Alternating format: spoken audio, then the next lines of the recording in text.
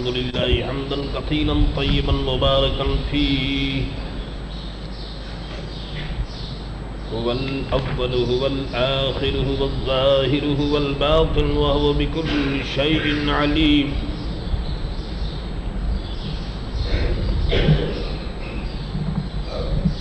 أعوذ بالله من الشيطان الرجيم. بسم الله الرحمن الرحيم. إنا أعطيناك الكوثر فصل لربك وانحر إن شانئك هو الأبتر. صدق الله مولانا العظيم. اللہ کا بڑا شکر اور اس کا احسان ہے کہ آج کی مبارک مجلس میں سورہ کوثر کی تلاوت کا شرف حاصل ہوا اور ترجمہ اور تفسیر کا موقع مل رہا ہے. اللہ تعالی اس کو قبول فرمائے. آمین. اور ان صورتوں کی جو برکات ہیں ملت اسلامیہ پر، ان کی برکتوں کو اللہ تبارک و تعالی نازل فرمائے. یہ سورت مکہ معظمہ میں نازل ہوئی اور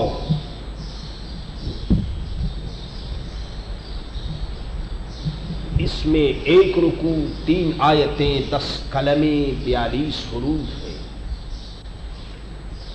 بڑی شان والی صورت ہے. شان نزول سے حضرت محمد رسول اللہ صلی اللہ تعالی علیہ وسلم کی رفعت و عزت و عظمت کا پتہ چلتا ہے.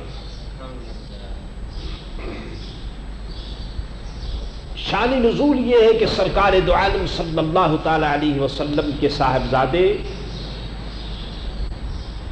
حضرت قاسم کا انتقال مکہ معظمہ میں ہوا اور حضرت ابراہیم کا وصال مدینہ منورہ میں ہوا. تو آپ جانتے ہیں کہ جب آدمی مخالف ہوتا ہے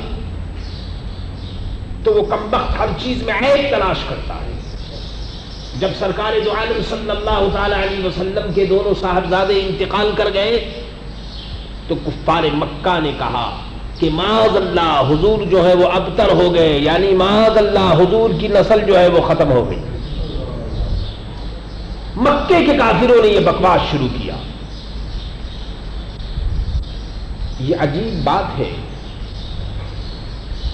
کہ آپ اندازہ کیجئے کہ آج کی دنیا میں ہر آدمی کے اگینسٹ کچھ نہ کچھ لوگ ہوتے ہیں، مخالف ہوتے ہیں. برائی بھی کی جاتی ہے، غیبت بھی کی جاتی ہے، شکایت بھی کی جاتی ہے، تمام چیزیں ہوتی ہیں. اور حضور صلی اللہ تعالی علیہ وسلم کی شان میں بھی اس قسم کا بکواس کیا گیا، ایسی باتیں ہوئیں. لیکن دیکھنا یہ ہے کہ حضور صلی اللہ تعالی علیہ وسلم کی شان میں جب کبھی کافروں نے بکواس کیا تو اس کا جواب حضور نے نہیں دیا بلکہ حضور کے پیدا کرنے والے خالق و مالک نے دیا. یعنی دشمن دشمنی کرتا تھا، عدو عداوت کرتا تھا، منافق منافقت کرتا تھا، اور جواب اللہ تبارک و تعالیٰ کی طرف سے عطا ہوتا تھا. یہ ہے میرے دوستو معیار محبت اور خلوص کا کہ کوئی دوست اپنے دوست کی برائی سن نہیں سکتا، کوئی محب اپنے محبوب کی شکایت اور برائی سن نہیں سکتا.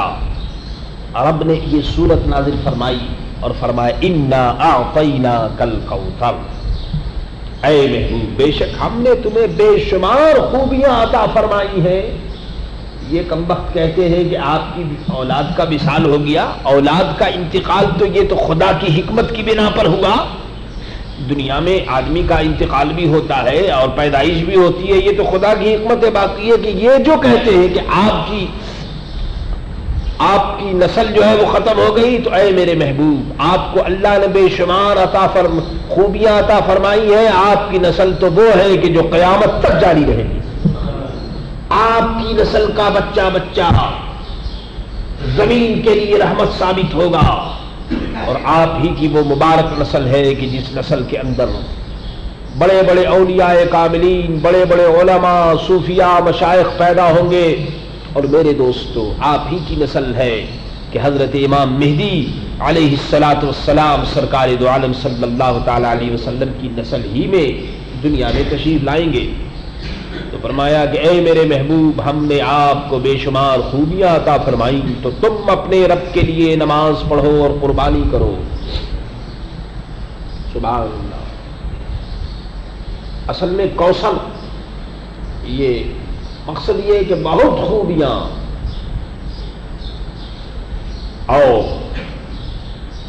اس سے حوض کوثر بھی مراد ہے.